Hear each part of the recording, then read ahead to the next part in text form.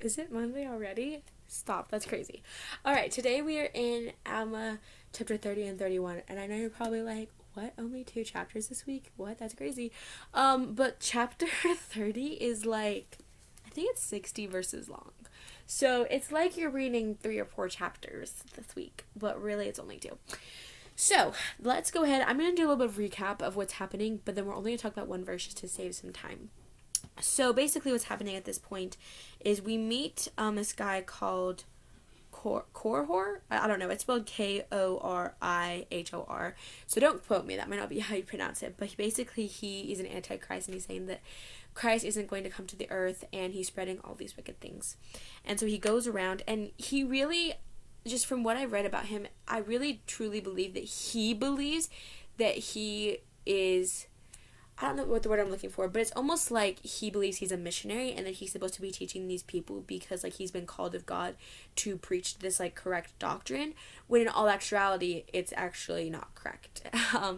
And so he goes around traveling and telling these things, and of course it's not very long before he's called in by like the high priest and stuff, and they're like, what are you doing? And so eventually he makes his way to Alma, but we're going to read in chapter 23 because I believe he's in the land of Gideon, and he's called, and he is brought in by the high priest there, and he talks to him, and so he's talking to him, and in verse 23 we read, "Now the high priest's name was Gideon, and Korihor said unto him,"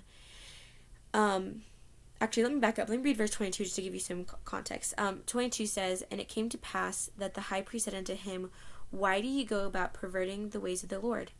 Why do ye teach this people that there shall be no Christ, to interrupt their rejoicings? Why do ye speak against all the prophets of the holy, or the prophecies of the holy prophets?"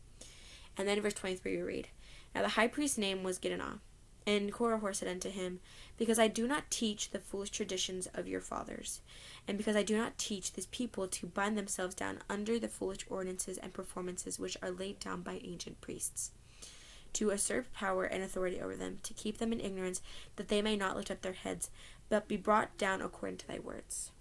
And so just from reading this, it sounds like he really believes what he's saying, and he truly believes that the religion and like the way that they believe and the way that they're living at that time is actually hurting them, and they're like living in ignorance and like all of these things.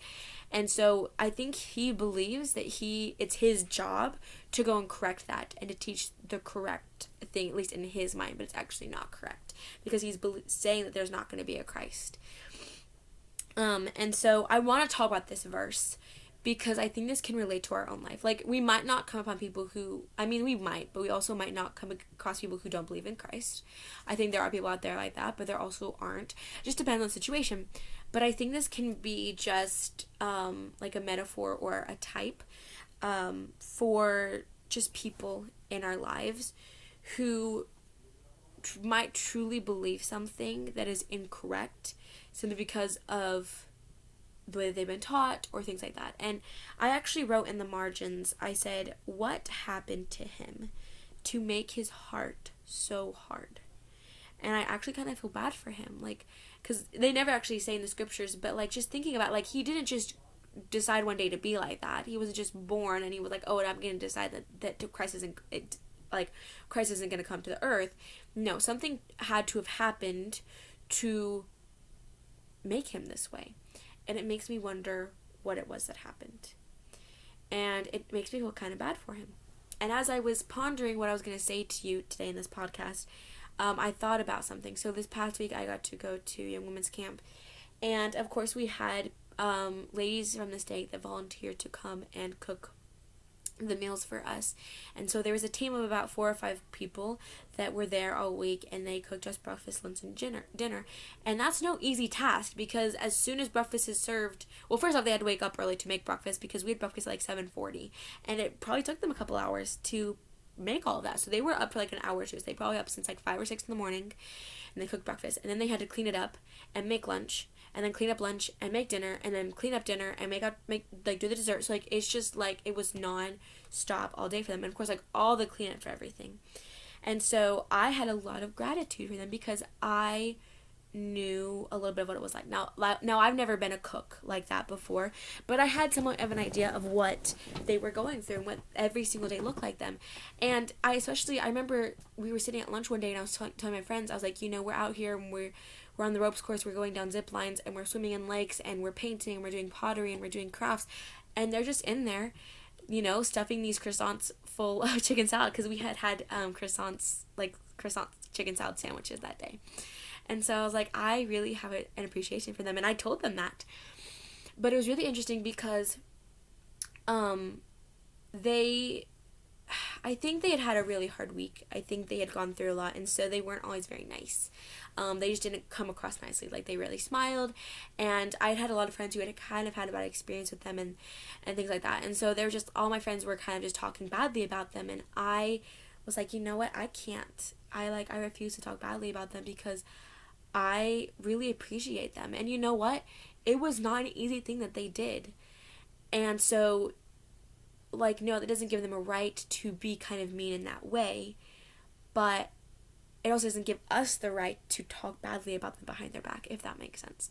And so I remember I had this group chat with about 4 or 5 of my friends, and a couple of them were just kind of talking about it. And I was like, you know what? I'm just going to choose to have grace because they're human. And you know what? Sometimes humans slip up. And like I said, they did a really hard thing. And so yeah, and I chose to stick to my beliefs on that one. And a couple of my friends didn't really agree. It's not like they were flat out oh no, I don't want to give them grace. But they kind of still talked about them anyway. And now I just want to say, I'm not perfect at this. There are lots of times where I catch myself and I'm like, I know I'm not giving someone grace right now. I am very bad about forgiving people sometimes. But I'm slowly learning how to do that. And that was one example of my life this past week where I actively chose to be loving and forgiving and have grace towards people who I felt really needed it. And so that just reminded me of this, because this was one example where someone had really hardened their hearts and was not living correctly and wasn't very nice, and was preaching incorrect things. And it's just very interesting to watch as you go throughout this chapter and see the way that Alma chose to treat him, because Alma was never really flat out mean to him. In fact, he asked him some really good questions, especially in verse 40 and 41, but we're not going to get into that because I have to wrap up. But I just want to leave you with that little message, and I invite you to finish reading the chapters this week, even though chapter 30 is a very, very long chapter. If you split up and just read 10 verses a day, it will take you 6 days, and then you can read chapter 31 on Sunday, whatever. I don't care how you split it up, but it is very manageable to split up and read it little by little, because these chapters and these verses have a lot of really great messages that are just amazing, and you can learn so much from them if you choose to. And so with that, I'm just going to say goodbye, and I will see y'all next week. Bye.